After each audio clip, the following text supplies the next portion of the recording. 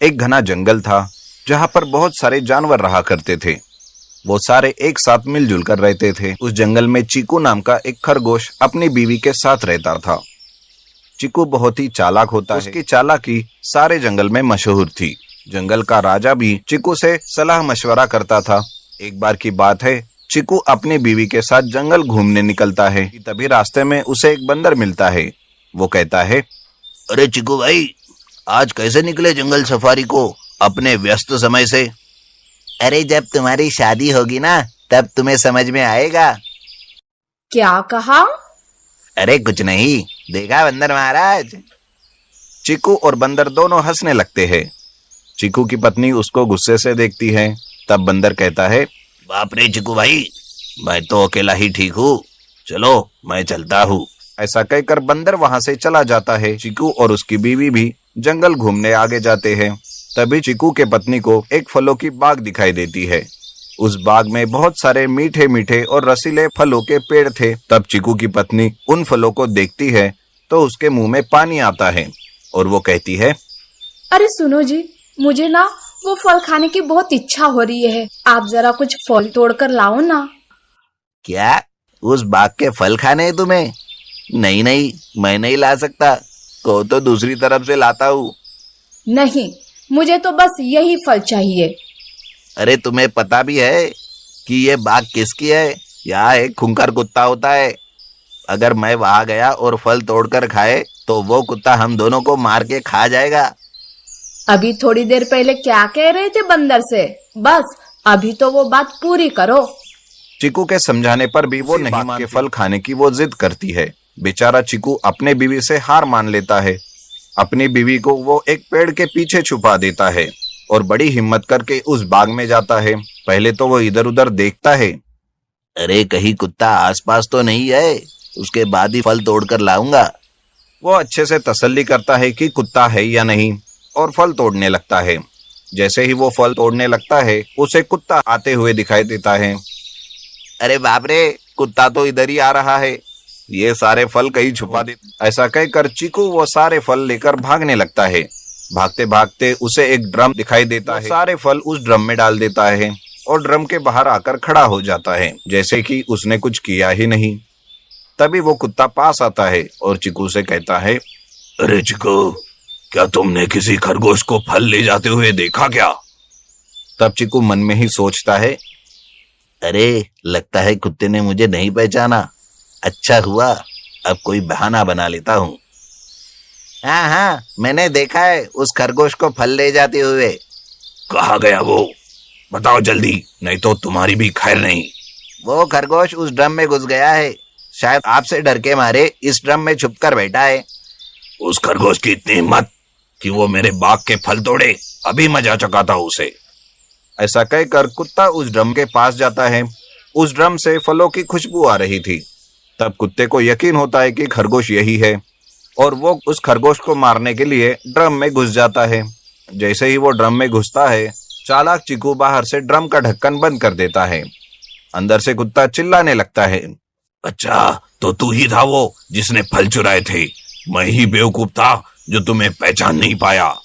एक बार मैं यहाँ से निकलूं फिर बताता हूँ तुम्हें। अब समझ में आया ना, मैं तुम्हें बाहर ही नहीं निकलने दूंगा। अब मरो वहीं पर। कुत्ते का दम ड्रम में घुटने लगता है। वो कहता है, अरे अरे चिकू, मुझे बाहर निकाल, नहीं तो मैं मर जाऊंगा।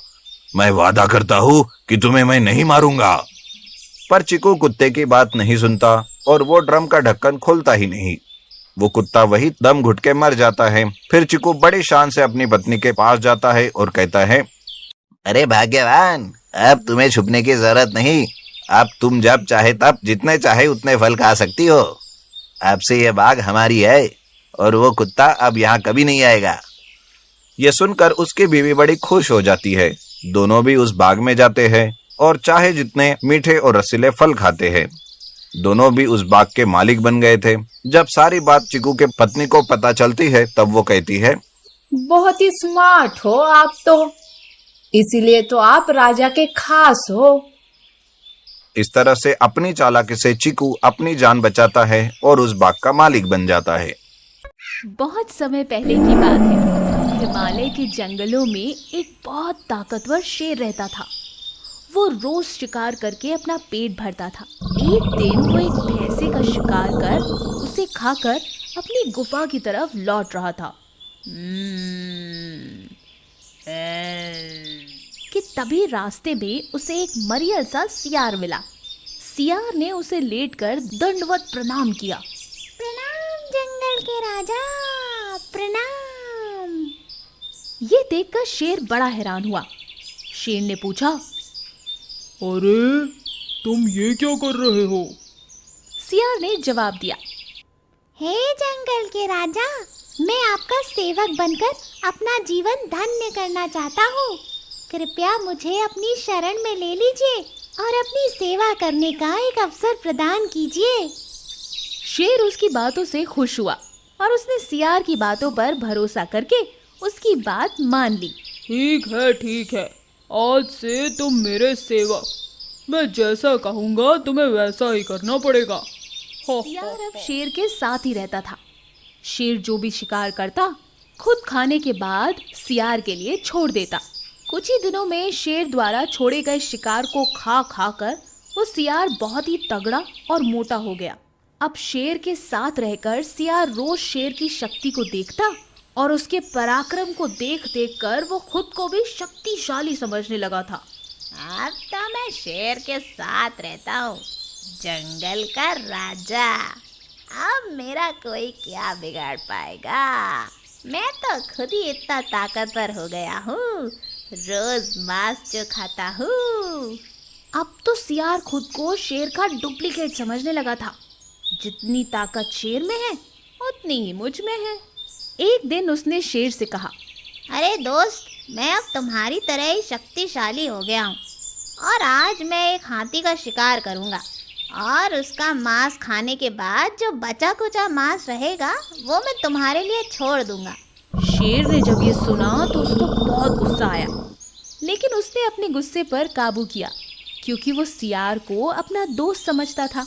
इसलिए उसने उसकी बात का बुरा नहीं माना और उसने सियार को समझाने की कोशिश करी कि वो हाथी का शिकार करने जितनी बड़ी गलती ना करे। देखो सियार, मैं तुम्हारा दोस्त हूँ, इसीलिए तुम्हें समझा रहा हूँ। हाथी का शिकार करने लायक ताकतवर अभी तुम नहीं हुए हो। ऐसी गलती मत करो। शेर ने सियार को समझाने की कोशिश करी, लेकिन सियार तो घमंडी हो चुका था। अरे तुम डरो मत, तुम मुझे जानते कहाँ हो। मैं हाथी का कचूमर निकाल दूंगा। तुम बस बचे कुचे मांस को खाने का इंतजार करो, मैं अभी आता हूँ। ये बोलकर सियार पहाड़ की ऊपर चोटी पर चढ़ गया। वहां से उसने इधर उधर नजर दौड़ाई तो जंगल के एक कोने में उसे हाथियों का कुछ झुंड दिखाई दे गया। वो रहा मेरा आज का खाना।